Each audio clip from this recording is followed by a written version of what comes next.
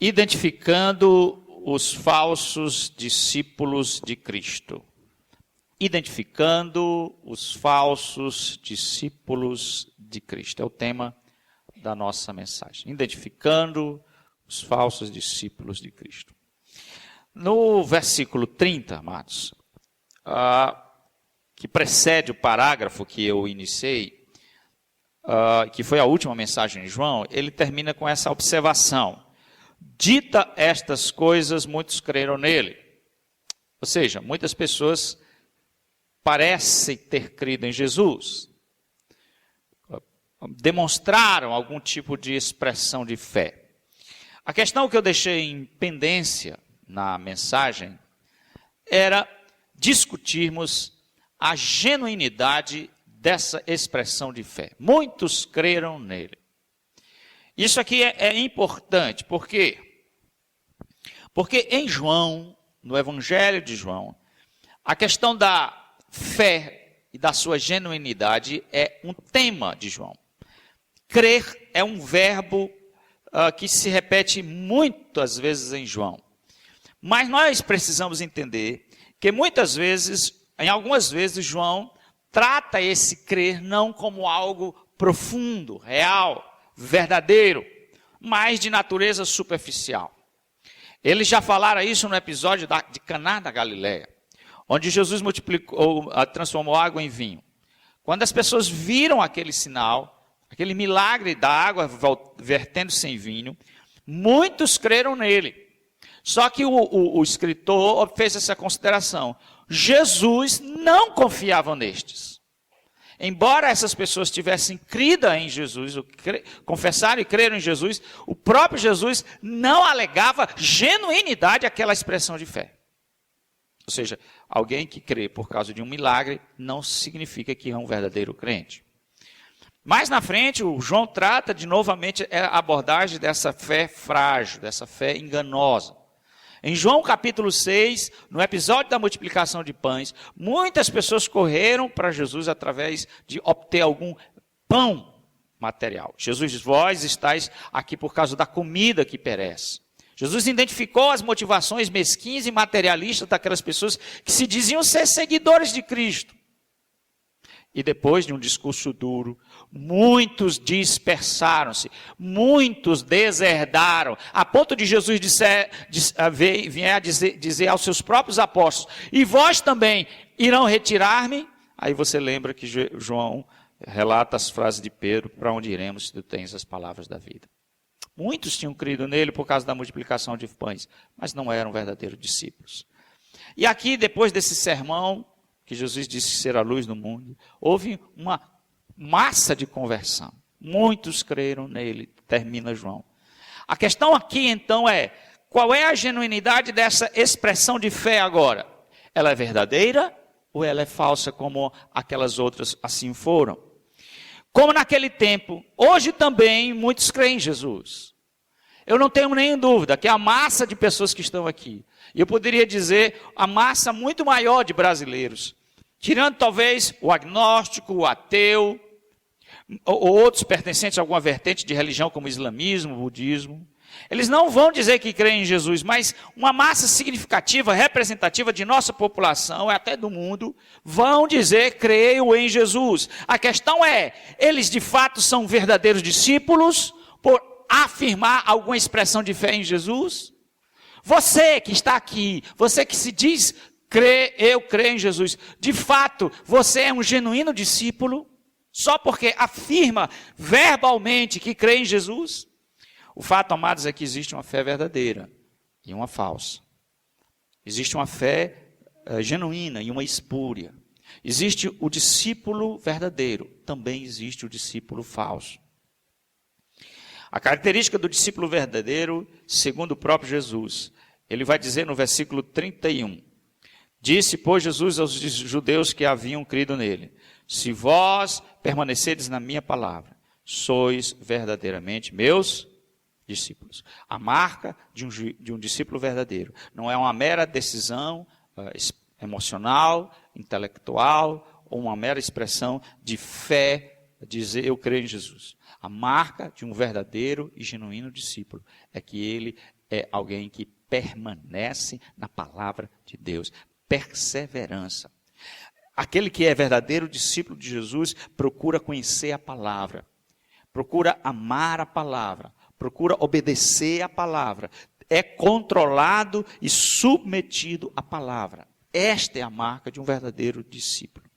Jesus sempre, irmãos, priorizou a qualidade em relação à quantidade. Jesus sempre temeu encher as pessoas que seguiam de discípulos que não fossem genuínos. Jesus não estava em nenhum momento procurando método de crescimento de igreja. Hoje nós sabemos, vários pastores se capitularam por método de crescimento de igreja. Mas Jesus não estava preocupado em multiplicar pessoas à torto e à direito. O que Jesus queria eram crentes genuínos. Ele sempre considerou, quando uma massa de pessoas se entusiasmava de seguir Jesus, Jesus tinha o interesse de jogar água sobre aquele entusiasmo temporário.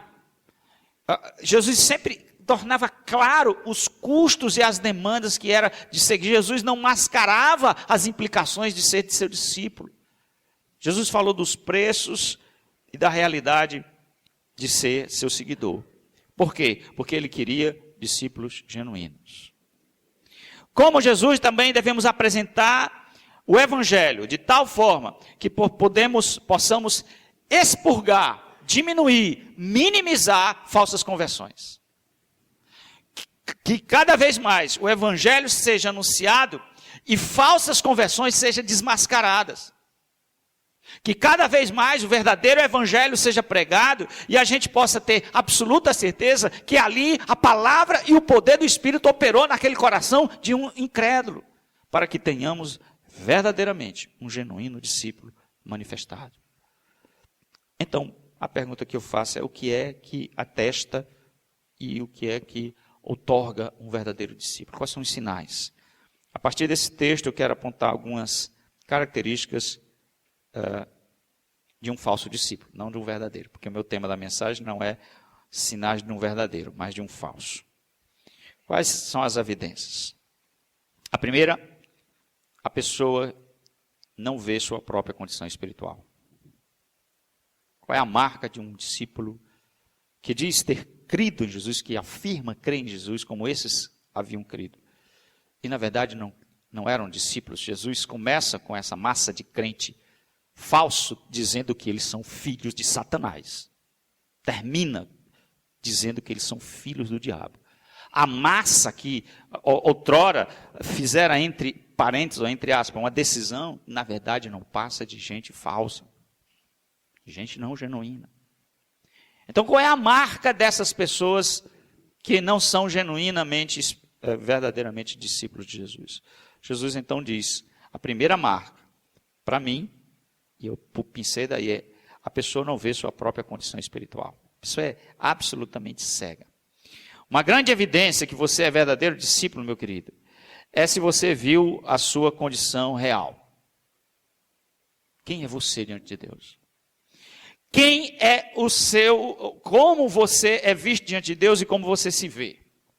A percepção de sua condição espiritual e a real noção exata do que é você diante de Deus marca a você, ou dá a você, um status de verdadeiro discípulo.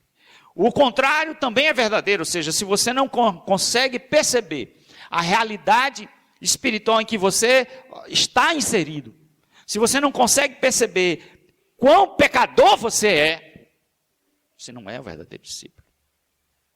O verdadeiro discípulo não somente conhece a verdade, mas é por ela libertado. Jesus disse isso no versículo 32. E conhecereis a verdade, e a verdade vos libertará. A verdade vem sobre essa pessoa e liberta ela. Liberta para quê, pastor? Liberta para quê? Se Jesus oferece a liberdade, o que pressupõe é que o homem é escravo. Jesus liberta e somente liberta aquele que é escravo. E é essa natureza que o homem é. Ou é essa condição em que o homem está. E essa condição espiritual não é uma condição apenas daqueles judeus a quem Jesus estava confrontando. Essa condição é uma condição humana. Toda pessoa sem Cristo, ou toda pessoa que não se converteu, que não foi regenerada, que não foi liberta, é uma pessoa escravizada. Está sob julgo, o domínio do poder do pecado. Essa é a realidade que um falso discípulo não vê. Um falso discípulo não atenta à sua real condição. Ele é cego sobre essa realidade. E aqui não se trata de liberdade política, porque talvez o que aqueles judeus mais queriam eram isso. Eles tinham uma expectativa grandiosa de que o Messias viesse libertar eles do jugo político de Roma. E aí Jesus aponta uma outra dimensão muito mais profunda do que a mera escravidão política. Jesus aponta uma escravidão mais terrível, a escravidão da escravidão, a escravidão espiritual, a escravidão do poder do pecado. E aquelas pessoas não são livres, são escravas. Jesus vai dizer isso no versículo 33, 34. Em verdade vos digo, todo aquele que comete pecado é escravo do pecado. Jesus aponta de uma forma enfática a natureza da escravidão que ele está se referindo. O ser humano, sem Cristo, é escravo do pecado. E um verdadeiro discípulo tem essa noção bem clara. Ele tem essa noção de quão ele é pecador. Essa é uma primeira impressão que o Espírito Santo imprime no coração do regenerado. Aliás, isso faz parte da crise da conversão. As escamas da cegueira cair e ele se ver como de fato ele é, escravo do pecado. Isso é um milagre operado pelo poder do Espírito Santo, que um verdadeiro discípulo tem absoluta consciência disso e um falso não. A prática do pecado prova que a pessoa é escrava. Se você pratica um pecado, você pode ser membro. Se você pratica, a palavra aqui não é comete. Todos nós aqui podemos cometer pecado. A ideia é estar praticando e vivendo continuamente sobre o domínio do pecado. A prática do pecado aponta um estado de escravidão. A condição mais terrível do homem não é a sua condição social. Aqui tem pessoas com poder financeiro, outras nem tanto. Não é a condição política, nós vivemos num país livre, aparentemente. Não é a condição econômica, mas a condição mais terrível do homem é a sua escravidão espiritual ou moral.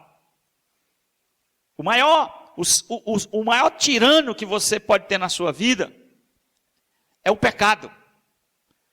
O maior déspota da sua existência, o que subjuga, que humilha, que domina você, que destrói e que leva você a uma eternidade sem Deus, é o pecado. Que deixa você numa miséria, é o pecado. O escravo tem uma condição de insegurança, Jesus vai dizer. Mas o filho não, o filho fica lá na casa, versículo 35. Olha lá. João diz, o escravo não fica sempre na casa, o filho sim, para sempre. O que Jesus está dizendo? Jesus está dizendo, olha, o escravo não tem vontade. Não tem vontade. Ele é dominado. Ele é um objeto. Assim é essa a condição do homem não regenerado. Ele não tem vontade. O pecado é o senhor dele. O pecado domina ele. O pecado domina seu pensamento. O pecado domina suas palavras. O pecado domina suas ações. O pecado o afeta completamente. E o pecado causa o efeito terrível. Qual é? Ele lhe dá a impressão que essas pessoas são livres. Esse é um engano mais terrível que o pecado produz. O cara diz assim, eu sou livre para fazer o que quiser. Esses crentes são um bando de idiota, preso a uma religiosidade, subjugado a um sistema religioso. Eu sou livre para pular, para beber, para dançar, para transar. O pecado é tão terrível que causa a impressão de uma falsa liberdade. Esse, na verdade, não é livre. Esse, na verdade, é um escravo, porque quem pratica o pecado é escravo dele. Cito o grande puritano J.C. Ryle, não existe escravidão semelhante a esta. O pecado realmente é o mais severo de todos os senhores. Miséria e infelicidade nesta vida, desespero e inferno no porvir. Esses são os únicos salários que o pecado vai pagar aos seus servos. Miséria e infelicidade nessa vida, desespero e o inferno no próximo. João Calvino, não podemos fazer nada senão pecar. Enquanto o Espírito não forma uma nova vontade em nós, não fazemos nada senão pecar. Somos por naturezas incapazes e indispostos a nos salvar, a menos que o Espírito venha e nos salve. A menos que o Filho venha e nos liberte. Porque um homem escravizado não pode se libertar por sua vontade própria. É o Filho de Deus. Se, porém, o Filho vos libertar, verdadeiramente sereis livres. O escravo é impotente. Não tem força para mudar essa realidade. Não há força humana, moral, psicológica, religiosa, educacional, que mude a realidade pecaminosa do homem. Só o poder de Jesus. O incrédulo, o homem natural, pode ter o desejo de ser livre de alguns pecados. A gente sabe de pessoas que entram no AA para se libertar do alcoolismo. E às vezes conseguem. Por força de vontade, consegue. Com medo das consequências, para se eu continuar bebendo, vai ter uma cirrose. Só que a glória é dele. Eu consegui. Na verdade é um engano, porque essa coisa é só paliativa. Não muda o coração da pessoa, muda o externo. Muda apenas o comportamento externo, mas isso não adianta nada. Essas pessoas vão morrer em seus próprios pecados e estarão perecendo para a vida eterna. Esta é a triste condição espiritual que um descrente se acha. E um falso discípulo se vê assim. Não consegue ver isso. Um falso discípulo não enxerga essa realidade. Meu querido não salvo, estou especulando que aqui possa ter não salvo, mas é provável. Você é viciado no pecado. Você é viciado no pecado. Nesse exato momento você é um escravo. Essa é a sua realidade. Enquanto o poderoso Filho de Deus não libertar você, não quebrar as cadeias do pecado em sua sobre a vida, não lhe ressuscitar dos mortos, não lhe abrir os olhos, não lhe abrir os ouvidos, você continuará sendo escravo. Essa é a sua realidade. E nós, povo de Deus, nós crentes, devemos lembrar que mesmo depois de libertos da tirania do pecado, iremos passar o resto da nossa vida lutando contra ele. Lutando contra ele. Até que Cristo volte. E só ali estaremos livres, em definitivo, da presença do pecado em nossa vida. Segunda característica de um falso discípulo, a pessoa tem uma visão elevada de si mesma. É o colorário. Acho que está a palavra correta. A consequência decorrente do ponto 1. Ou seja, eu disse que o falso discípulo não consegue ver a sua real condição espiritual de escravo. Ele não atenta a isso, ele não percebe isso. E a consequência é o ponto 2, ou seja, a pessoa tem uma visão elevada de si mesma. É quase a consequência natural do primeiro ponto. Se ela não consegue ver quão pecaminosa ela é, quão terrível é o estado espiritual em que ela se encontra, portanto ela vai ter uma visão distorcida, elevada de si mesma. E essa é a marca de um falso discípulo. Talvez depois do que eu falei, e foi palavras duras, falei até de uma forma pessoal, ei amigo, você não salvo. Eu falei carregado de amor.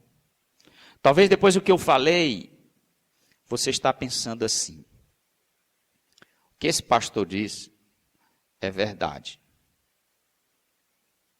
Tem muita gente assim. Muita gente, por exemplo, na cadeia de... Lá naquela cadeia lá de Maranhão, Pedrinhas. Tem muita pessoa que está por aí perambulando que é viciada em pecado. Tem muito crápula, tem muito bandido, Hitler. Mas o pastor não está falando sobre mim, não. Esse diagnóstico não é meu, não. Pastor, ô seu pastor, faça o favor, separe as coisas. Essa sua percepção é uma percepção desequilibrada, por que não dizer injusta. O que o senhor falou de cara escravo do pecado, dominado pelo pecado, subjugado pelo pecado, citou Haile, citou Calvino para corroborar na sua argumentação, citou Jesus aqui. Isso aqui é um diagnóstico de uma turma aí. Não. O senhor não está falando comigo. Não se diz respeito à minha pessoa. Essa percepção errada de si mesmo, ou seja, uma visão errada de quem são, é marca de quem não se converteu.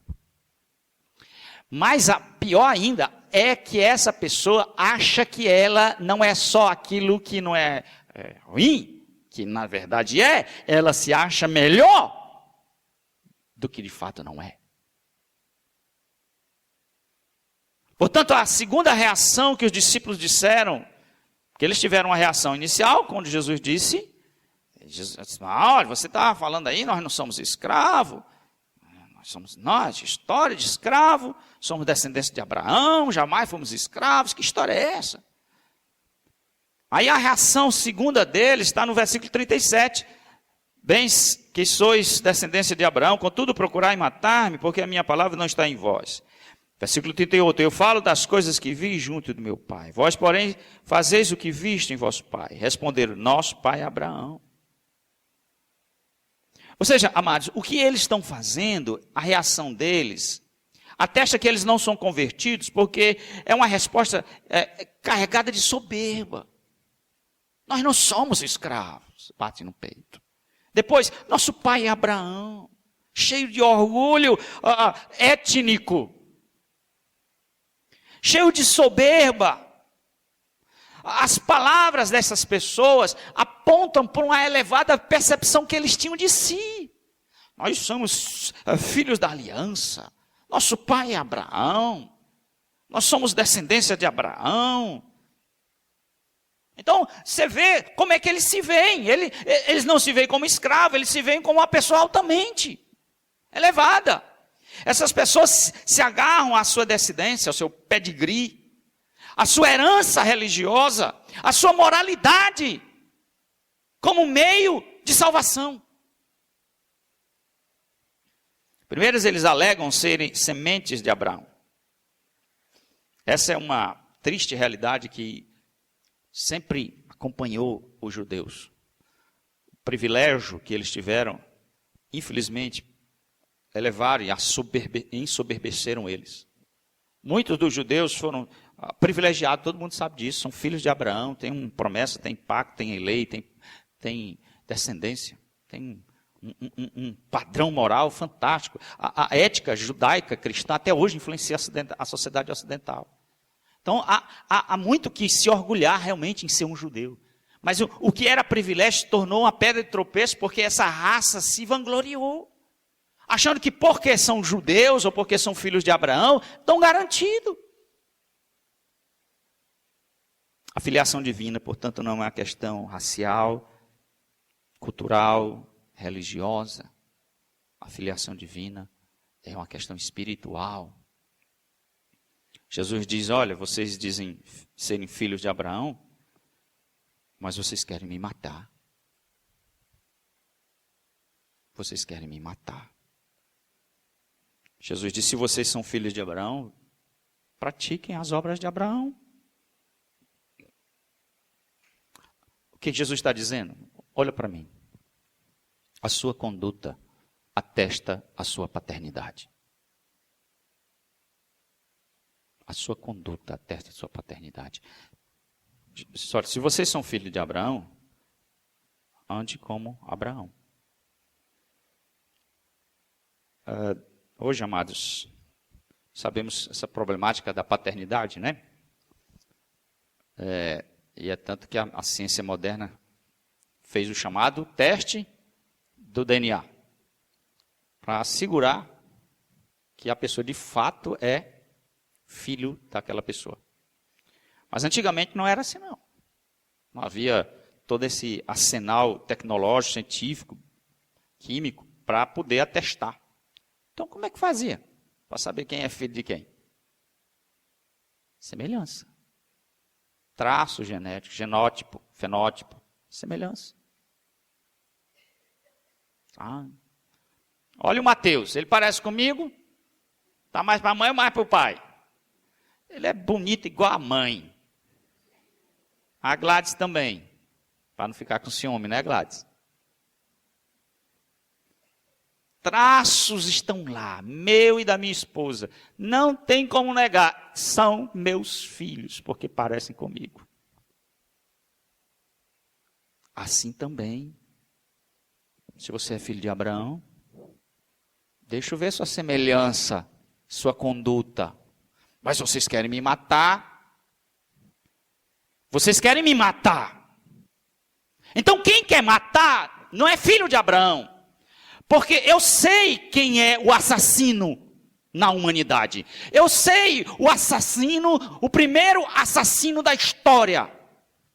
Se vocês querem me assassinar, é porque tem o DNA de um assassino. Jesus está aqui jogando, insinuando, até chegar e dizer, vocês são filhos do diabo, porque ele é um assassino. Os judeus entenderam que Jesus estava falando da filiação de Abraão. Olha lá o versículo. Mas vós procurais matar-me. Versículo 40. A mim que vos tenho falado a verdade. Então, quando você fala a verdade, muitas vezes a pessoa não quer ouvir. E assim, aqui, aquelas pessoas rejeitavam a verdade. Não submetiam à verdade. Eles disseram, Abraão não foi assim. Abraão falava a verdade e amava a verdade. Vós, versículo 41, fazeis as obras do vosso pai. Olha o lance aqui. Olha, vocês querem me matar, vocês não falam a verdade, e isso é marca de uma outra descendência, não de uma descendência abraâmica. Vocês têm um outro pai que caracteriza-se por mentiroso e assassino. Esses são o seu verdadeiro DNA. Quando Jesus falou isso, eles ficaram como quem nocauteado com as palavras de Jesus, pesadas. Vós fazer essas obras do seu pai. Só que Jesus não estava ainda explicitamente dizendo que eles eram filhos do diabo. Jesus vai dizer mais na frente. Mas já colocou, vocês não amam a verdade e vocês querem me matar. Olha a reação deles, olha, versículo 41. Nós não somos bastardos. Temos um pai que é Deus. Agora a coisa foi para cima. Olha aqui a arrogância. Somos descendência de Abraão. Temos um pai chamado Abraão e agora eles foram lá. Espera ainda, seu Galileu. Que história é essa? Nosso pai é Deus. Nosso pai é Deus. E, amados, deixa eu falar uma coisa aqui que eu creio, Carson também creio, eu assino aqui, eu vou nesse espírito. Há uma alfinetada aqui, há uma ferida, uma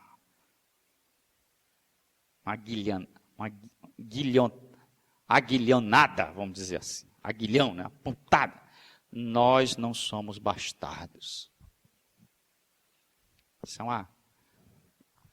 Eles sabem que Jesus teve essa história de uma história, um boato aí, de um Espírito Santo desceu no ventre de Maria, e ela foi gerada não por uma relação sexual, mas por um nascimento virginal.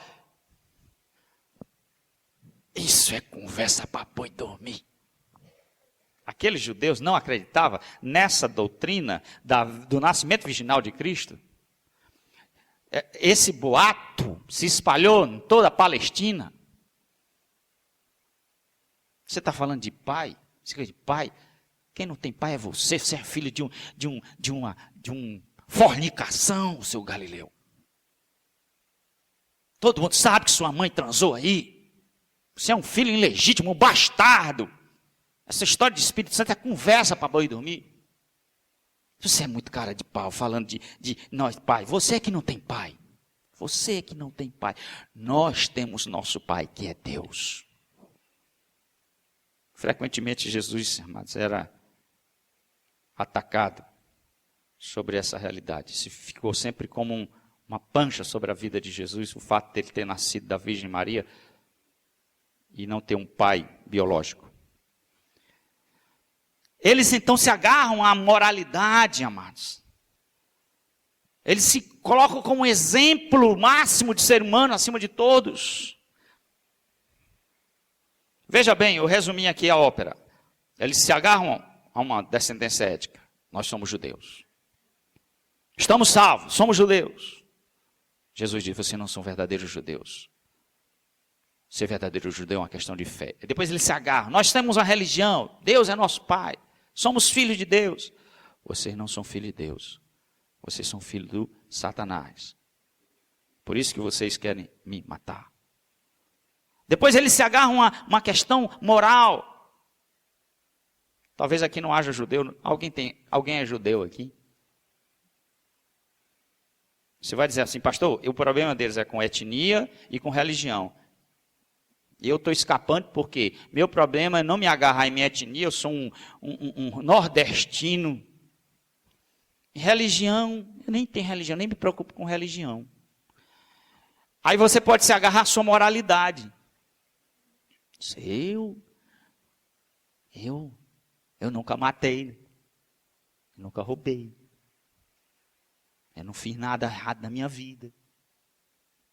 É isso que eles achavam aqui também de si. Olha, eu sou uma boa pessoa, eu tenho bons princípios.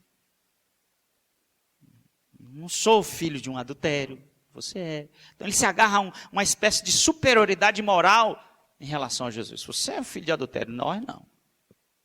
Eu sou melhor do que você porque eu sou isso. Eu tenho esses princípios éticos, morais, eu tenho um bom comportamento. Eu sou melhor do que você. Essa é a marca de alguém que não é discípulo. Se agarra à ética. Irmãos, uma igreja que prega moralismo está ruim. Se eu subir nesse púlpito e ficar pregando só moralismo, está ruim. Moralismo não resolve nada, a lei não salva. É claro que nós devemos pregar a lei, a verdade, a lei, para poder imprimir ao coração do pecador a realidade de que ele é pecador terrível. Mas se eu ficar ensinando a igreja moralidade, é horrível isso. Religião não salva, obras não salva, ética não salva, moralidade não salva. Não se agarre a isto como forma de salvação. Isso não é meio. Isso talvez seja consequência, mas não meio. Certamente isso é consequência. Terceiro e último, a pessoa não compreende as palavras de Jesus. Essa é a terceira característica de um falso discípulo. Vamos encerrar a mensagem agora. João 8, versículo 42. Aplicou-lhe Jesus: se Deus fosse vosso Pai, certamente me havias de amar. Porque eu vim de Deus e aqui estou, pois não vim de mim mesmo, mas Ele me enviou. Qual é a razão porque não me compreendeis a minha linguagem? É a marca de um falso discípulo. Qual a razão porque não compreendeis a minha linguagem? É porque sois incapazes de ouvir a minha palavra. O que caracteriza um falso discípulo? A incapacidade de compreender a palavra de Deus. Jesus afirma que sua filiação espiritual é atestado pela semelhança ou conduta. Se fossem filhos de Abraão, ou se fossem filhos de Deus, como alegavam ser, amariam a Jesus. Se vocês dizem aquilo que vocês julgam dizer que são, filhos de Abraão, filhos de Deus, vocês me amariam. A marca de um discípulo é essa. Eu podia desenvolver um outro ponto. Amar a Jesus. Amar a Jesus. Então, um falso discípulo não ama Jesus. Portanto, em decorrência disso, se não ama Jesus, não entende suas palavras. Eles não entendem o que Jesus diz, são incapazes de ouvir. E aí, pastor, é porque é uma questão intelectual? É porque Jesus tem uma retórica complicada, um discurso rebuscado, é um péssimo professor. A incapacidade deles ouvir está no mestre, no professor, no comunicador, porque às vezes é. Eu estou aqui pregando, amado, sei que às vezes eu posso, por mais que eu queira ser simples e compreensível, por um descuido na minha comunicação, não ser compreendido, não ser entendido. Mas aí a falha é minha. A questão aqui não é essa. Por quê? Porque quem está comunicando, quem está falando, não falha. Jesus vai dizer isso. Quem de vós me acusa de pecado? Aquele que está ali falando a verdade é o ser perfeito. E eles não conseguem compreender. O problema não está no comunicador, nem na comunicação. Está naquele que está ouvindo. Por não amarem Jesus, não são filhos de Deus, mas também não são órfãos. Ninguém aqui é órfão. Pastor Almir uma vez disse assim: todo mundo vai ser batizado. Assustou a igreja, né? Todo mundo vai ser batizado. Pastor, uns serão batizados com o Espírito Santo, outros são batizados com fogo, que é juízo. Toda a humanidade, todo ser humano que nasceu vai ser batizado. Ou no Espírito, ou com fogo. Vou dizer a mesma coisa aqui. Não existe nenhum órfão. Nenhum ser humano, nenhuma pessoa da humanidade é órfão. Ou é filho de Deus, ou é filho do diabo. Os dois desejos apontam a filiação. Se o desejo dele de matar, de roubar, o desejo de mentir, essa escravidão do pecado aponta a realidade de quem eles são. Jesus diz: olha, vocês têm por pai o diabo, ele foi homicida desde o princípio, jamais firmou na verdade, porque nele não há verdade. Quando profere mentira, fala do que é próprio, porque é mentiroso e pai da mentira. Cada desejo aponta a sua filiação. Jesus, por fim, então, aponta que ele é inculpável e justo. Que ninguém pode provar que ele é pecador. Não porque ele peca escondido. Não, ele peca escondido e ninguém vê. Mas porque, de fato, ele não peca. Amém, amados? Jesus é o santo de Deus. Dolo nenhum se achou em sua boca. Perfeito. 10. É tanto que a justiça dele, perfeita, foi imputada em nós. Nós somos justificados nele. Portanto, Jesus disse: olha, você não pode provar, nem atestar meu pecado. Porque pecado eu não tenho. Jesus tem uma consciência de toda a pureza. Porque quem consegue falar isso, irmão? Quem levanta-se a pessoa e diz assim: eu nunca pequei. Ou essa pessoa é mentirosa, arrogante ou louca. Quando uma pessoa diz um negócio desse, está fora de si. Mas Jesus podia dizer isso com uma consciência tranquila. Você pode até dizer isso, mas a sua consciência vai. Diante disto, eles não creem em Jesus. Jesus disse: vocês não creem em mim. Eu sou o que sou e vocês não creem em mim. Vocês não são de Deus. Eu quero terminar com 3 conclusões importantes, amados. Escute. Respire, que eu vou concluir meu sermão. Atente-se. 3 conclusões. A primeira. Nem todos os que manifestam fé, nem todos que dizem crer, nem todos que afirmam alguma forma de crença em Jesus são crentes verdadeiros. É importante essa afirmação. Nós vivemos num país de linha católica. A pessoa nasce, é batizada no catolicismo e é inculcada de uma forma enganosa que ela é cristã. Foi-lhe dado um ensino falso. E eles engabelaram nessa história. Mas esse problema, essa problemática não é só do catolicismo, é do meio gospel evangélico. Levante sua mão que você é crente. Faça uma oraçãozinha aqui de 3 palavras que você é crente. Diga o que eu estou dizendo e você se torna crente imediatamente. Essas metodologias, essa forma de tentar produzir fé por articulação humana, isso tem sido uma desgraça. Portanto, nós temos que averiguar a genuinidade da nossa fé. Porque nem toda expressão de fé é por si só, por excelência, verdadeira. Há fé falsa. Segunda, o homem se acha em completo estado de escravidão. Nada e ninguém, nem religião, nem moralidade, nem a força de vontade humana quebra essas cadeias. Somente Cristo pode libertar o homem do seu cativeiro espiritual. Nenhuma força humana, psicológica, religiosa, moral, ética, desfaz o cativeiro espiritual da condição humana.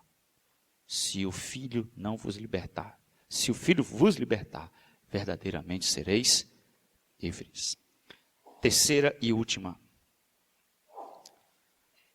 Atenção, escute bem. Liberdade é certamente uma das maiores bênçãos temporais que a gente desfruta. Imagine você passar 10 anos na cadeia. Eu assisti um filme, 12 anos de escravidão, ganhou um Oscar. Quando aquele cara se libertou da escravidão injusta, imagina o riso dele, o sorriso dele. Todas as pessoas desejam liberdade, não é verdade? Os homens lutam por liberdade. Eles lutam por liberdade civil, lutam por liberdade econômica, liberdade de expressão, liberdade de imprensa, liberdade seja lá que for. Alguns lutam a ponto de morrer por liberdade. Martin Luther King lutou pela liberdade racial, foi mártir da liberdade racial. Outros morrem e matam pela liberdade. Mas a verdadeira liberdade é a liberdade do pecado. É a liberdade da culpa. É a liberdade das consequências. E nós, igrejas, somos livres. Amém? Nós somos livres. Somos justificados. Somos perdoados. Somos livres. Livres.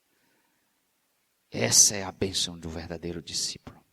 Somos um povo livre. Fomos livres do pecado, do domínio do pecado, da escravidão do pecado. Como filho de Deus, só nós temos o privilégio de orar. Amém? Livres para orar. Como filhos libertos de Deus, só nós temos o privilégio de adorar. O ímpio pode passar 10 anos cantando, né? Diz que os puritanos não davam nem o inário para o ímpio cantar, porque não adianta. Cantar para quê? A gente bota uma música aqui, se alguém não está em Cristo, se alguém não foi liberto por Cristo,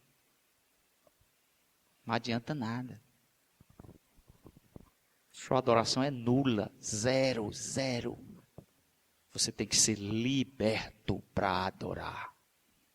Somente as pessoas que foram libertas, salvas, regeneradas, têm o privilégio de adorar e louvar a Deus. Deus só aceita louvor dessas pessoas, dos seus filhos. Agora, pode olhar com ousadia o dia final, o dia em que nós seremos julgados. Olhe para aquele dia e você estará livre daquele dia, daquela condenação. Livres de toda culpa, de toda condenação.